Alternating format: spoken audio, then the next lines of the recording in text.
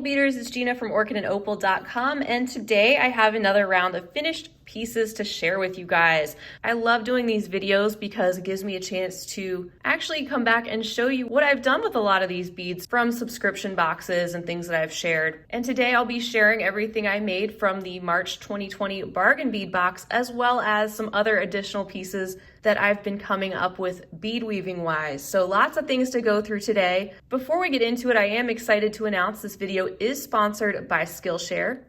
So if you haven't heard of them, Skillshare is an online learning community for creative individuals, and millions of people will come together to take the next step there in their creative journey.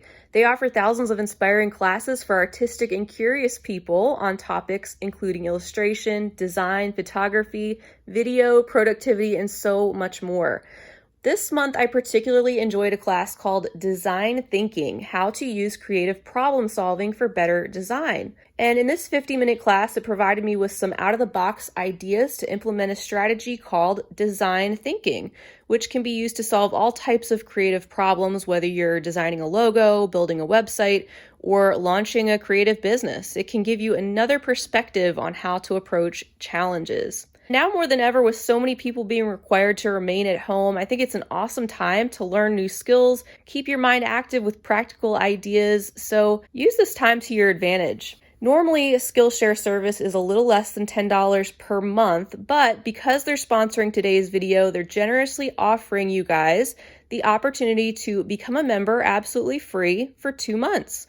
So you can take advantage of their thousands of inspiring classes with hands-on projects and real feedback from a community of millions. You just need to click on the link down below the video to get yourself started. You can try it out with absolutely no obligation.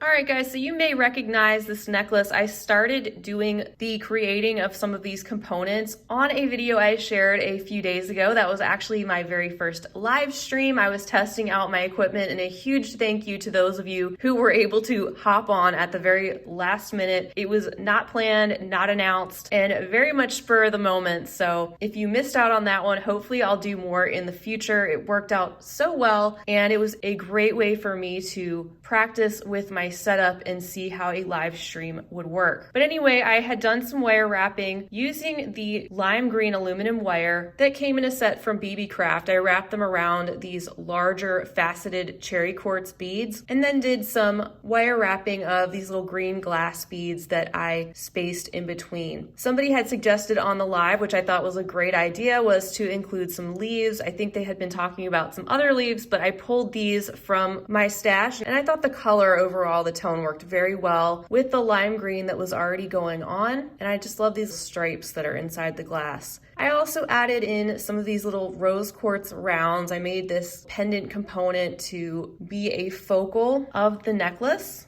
and you can see how it's just freeform and spring-like. I got a little bit smaller going toward the back with the smaller rose quartz on some green wire, and then a few more of these lime green beads on the silver wire. Finished it off with an extender chain and another little leaf, and also made this coordinating bracelet to match. I wound the green wire around the actual toggle clasp and bar, just to give you guys another idea of something you can do with that colorful wire. And I made a very simple pair of earrings to coordinate. So that's the first that I made.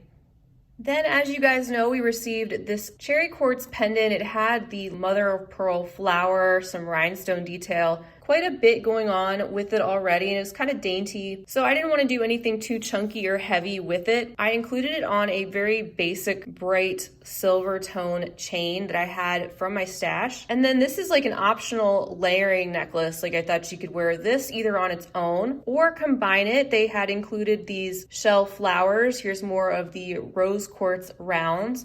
And then I pulled some of these light pink bicones and spacer beads from my collection. And I think these necklaces would look really cute either on their own or layered together. I really like how the shell flowers came in the box that coordinated with the little flower on our pendant. I also had a couple of these shells left over, so I made a simple pair of earrings that could go along with the set. And here is an overall view of the pieces together. I did attach these chains together going to one lobster clasp, but I may decide to separate these and make them into two completely separate necklaces that you could wear either together or on their own. Here's the third necklace. This time I pulled in some of these check glass leaves that we received. We had gotten a whole strand of those. We'd also gotten 3 of these chandelier type components, and so I created this cascading focal pendant along with some more of the smaller pink cherry quartz rounds and some size 8 transparent white seed beads. Then going up the necklace, just alternated some more of those same seed beads, also some clear bicones to kind of pick up some of the clear glass that was from the leaves, some more cherry quartz rounds, and some little silver spacers on both sides. And once again, here is the total look at the necklace all together, including the lobster clasp on the back and the extender chain with the cherry quartz detail.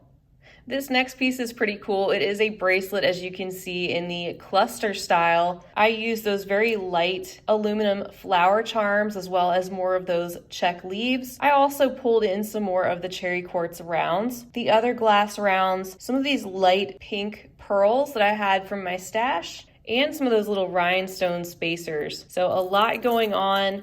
I used some ball style stainless steel head pins that I had and attached everything to an aluminum chain. And I just kept layering and layering and layering until I was happy with the fullness of this bracelet. The next necklace I created is this 3-strand number. You can see that I pulled in some freshwater pearls from my stash. I really like the combination of the pearls with the pink. I also used the rhodochrosite beads here and some of the remaining smaller cherry quartz rounds and separated everything by these little silver spacers. I did pull in these 3-strand components and place them on either side to pull the strands together and then connected them to a chain that I had on hand. Here's the necklace in full along with the extender component. I feel like I always make a 3-strand necklace from the contents of the bargain bead box. That's just my style. That's what I'm drawn to. And I really like how all of these layer together in a very classy way. The last necklace that I made from March's box is too big for me to put onto a display, but you can see here what I did with those cherry blossom branch components. I actually took 2 of them and wire wrapped them together to create a connector. So it ended up that with those components, there was only 1 hole, but by wire wrapping them together, sitting opposite of each other, it created a component where there's a hole at this end and a hole at this end, and I could bead from both sides. So that is a look at what I did with all 4 of those components, and then I added them asymmetrically to this longer beaded necklace. And you can see I alternated some more of the rhodochrosite, the freshwater pearls. Here's the rose spacer beads that they included in the subscription. These I pulled from my stash, and there are the other frosted cherry quartz beads that were included. And there's a little peek at the back, just included a extender chain. And that is it for everything that I came up with for the March 2020 bargain bead box. Hope that was helpful for you guys, maybe gave you some inspiration and ideas for some things you could do with the same components, maybe totally spin off something you saw here that inspires you in a different way. In this last section of the video, I want to share some other projects I've been up to, a few things you may have seen before in tutorials, and a few new things. So you may recognize this necklace from my recent crystal cube tennis necklace tutorial, although I didn't really share the black, gold, and silver version, and I haven't included it in a finished jewelry update. So here is this one. And this is, of course, the blue and silver one that I made in the tutorial. So if you haven't had a chance to check out this project and you'd like to, it's just a few videos back. And it's very similar to the Crystal Cube tennis bracelet tutorial that I put out last year. I do also have this pattern now available to download on my website, which is pretty exciting. I actually have 4 downloadable patterns now, including the pattern for the nibbit petal earrings. These were part of another video tutorial I shared recently. A couple other new pieces that haven't been part of a finished jewelry update are these. These are the Verdant Vine bracelet. This one that I put together specifically from the contents of the Eureka Crystal Beads collection by the same name. And then this one using some blue and purple and black beads as well as some silver quadrilentals. But these 2 projects, just some ideas for you on how to use those 4-hole beads. And speaking of which, this is a brand new design I haven't shared yet, creating these cute stars from quadrilentals and some 2-hole checkmates triangles.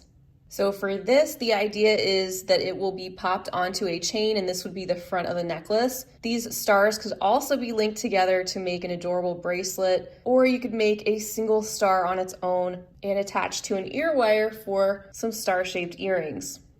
So look for more to come on the stars, perhaps later this month. And also later this month, I have this pinch bead creation to share. It's a pretty simple way to use pinch beads and 11O seed beads to come up with this tube, which you could then attach to chain to make a necklace, or combine varying lengths of it with other beads, but some fun possibilities there. And I will be coming back to share more on this design later this month too. Here's another one of my designs that made it to video tutorial before it made it to a finished jewelry update. These are the royal plumage earrings that I made based on the royal plumage collection from Eureka Crystal Beads. Again, you can already find that video tutorial, and all materials came from that particular collection. I almost forgot about this little guy. This is something I'm going to be turning into a pendant that I came up with when I was making the nibbit petal earrings. It's just a little bit bigger and another option, so more to come on that. And then finally, I did work on the projects from the Potomac Beads Best Bead Boxes from the month of February and didn't get a chance to share. But here you can see two of the earring designs, and also here is the love triangle pendant.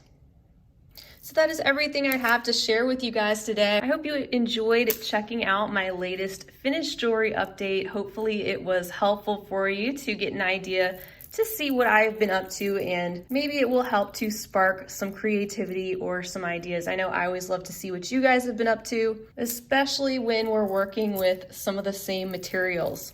I want to give you guys a huge thank you for joining me today. You all truly keep me inspired, keep me creating, and keep me going, and I wouldn't continue to be here sharing if it weren't for all of you. I hope you guys are staying busy and enjoying your bead stashes even more than ever during this challenging time. It's a great time to use up some of those beads, maybe try out some of those tutorials you've been wanting to get to, and maybe stretch yourself. Try something new if you have a little bit more time to do so. Feel free to leave me a comment or a question down below. I always love to hear from you. Finally, one last thank you to Skillshare for sponsoring today's video, because that helps my channel so much. And again, it's a great time to learn some new skills and take advantage of 2 months free to go through their many online classes. Until next time, I hope you guys have a wonderful rest of your day. And as always, happy beading.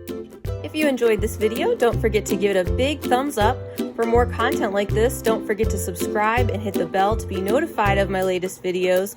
You can check out the information section below this video for links to all my social media handles, recommended products, and my shop and blog at orchidandopal.com. Thanks for watching.